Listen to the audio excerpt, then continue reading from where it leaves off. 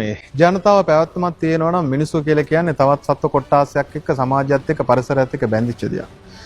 ජීවීන්ගෙන් තොර ජීවිතයක් ඕගොල්ලන්ට නැහැ. ඔයාට වුණත් ජීවත් වෙන්න ඕන නම් ඔයා තව දෙයක් කරේ පරපෝෂිතයෙක් හැටියටපත් වෙනවා. ඒක සතා සිව්පා වෙන්න පුළුවන්, ගහකොළ වෙන්න පුළුවන්. ගහකොළ වුණත් විද්‍යාත්මක අනුව ඒකට යම්කිසි නිගමනයක් තියෙන එයාට පණ තියෙනවා කියන එක. මිනිසුන්ගේ ආහාර රටා සඳහා තමයි ඒගොල්ලන්ගේ දේවල් කරන්නේ. මුස්ලිම් මිනිසුන්ට ඔය චෝදනාව එල්ල කරන්නේ හරක් මරණ හින්දා. මම විහිදුණු පැහැදිලිවම ප්‍රකාශ කරන්න කැමැතියි. පාපය කියන එක ජීවිය අනුව තීරණය කරන්න එපා, ජීවය අනුව තීරණය කරන්න. හරකෙක් නිකරුණේ මරණයටපත් කිරීමත් කුහුඹුවෙක් මරණයටපත් කිරීමක් වනාලියෙක් වෙඩි තියලා මරණ එකත් දෙකම සමානයි. හරකෙක් මරන්නේ මිනිසුන්ගේ ආහාර අවශ්‍යතාවය උදෙසා. අපි පැලක් හේනක් රකින්නවා, කුඹුරක් කරනවා. මේ කුඹුරේ ඉන්න කෘමීන් සියල්ල මරා දමනවා මිනිසුන්ගේ ආහාර උත්පාදනය සඳහා. ඒ වගේම වනවලි අද අපි දැක්ක අර දලපුට්ටුවනේ අන්තිමට වෙඩි තියලා මැරුවා. මොනවා බලන් හිටියත් සද්දන්තයක් බිම වැටෙන එක බලන් ඉන්න බෑ කියලා කියන ලොකු වේදනාවක් ඇති වුණා යාලට වෙඩි තියලා මරලා. ඒ වගේම රජෙන් අනුමැතිය දීලා තියෙන දඬුලියෙන් රිලව් වෙන්න පුළුවන් වෙඩි තියලා මරන්න. ඇයි ඒ මිනිසුන් උදෙසා කරන්නා වූ ආහාර නිෂ්පාදනය ආරක්ෂා කරගන්න. මිනිසුන් උදෙසා නිෂ්පාදනය කරන ආහාර ආරක්ෂා කර ගැනීම සත්තුන් ඝාතනය කරන්න පුළුවන් නම් මිනිසුන්ගේ ආහාර උදෙසා සත්ව ඝාතනය කිරීම කියන එක දෙකක්ද එකක්ද? එකයි.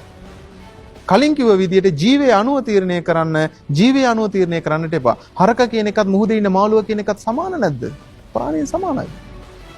හරක් මස් කන එක තමයි සංහිඳියාවට ප්‍රශ්න කියලා කිව්වොත් මම ලැහැස්ති පාරට බහින්න ලංකාවේ කිසිම සත්ව ඝාතනයක් සිද්ධ වෙන්න හොඳ නැහැ කියලා හඬ දෙන්න. ලංකාවේ කිසිම සත්ව ඝාතනයක් කරන්නේ නැහැ කියලා තීරණය කරලා ඒක ක්‍රියාත්මක කරොත් ලංකාවේ තියෙන හරක් මස් කඩ ටික වහලා දාන්න වගකීම අපි බාර ගන්නවා. ඔක්කොම සත්ව ඝාතනය නවත්තන්න ඕනේ. yes. එහෙමනම් ඔය ආත්මාර්ථකාමී වෙන්න ඕන. හරකපව් කුකුලා කමන් නැහැ. මාළුව අවුලක් නැහැ. තේරුම් ගන්න. හොඳ තැනකින් අවසානයක් දෙන්න පුළුවන් අපිට. මේ දැන් බුද්ධියට කතා කරමු. හොඳට කතා කරමු.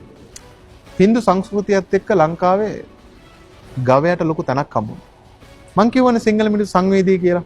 සංවේදී තැනට තියලා ගැහුවා නෑයක්. දැන් කතා කරමු. හරක් මස් කඩවල ෆෝමිට් එක කාටද දැන් ටෙන්ඩර් එක කාටද යන්නේ? කාටද? අරක්කු විකුණලාද අපේ රට ගොඩ නගන්න ඕනේ? බාර් ෆෝමිට් දීලාද සිගරට් ගෙනල්ලාද? සත්ව ඝාතනය කරන කඩවලට ටෙන්ඩර් දෙන්නේ නැහැ ඕනේ නැහැ. එපා කිව්වොත් සියලුම දේවල් නතර කරමු. මම බහිනවා පාරට.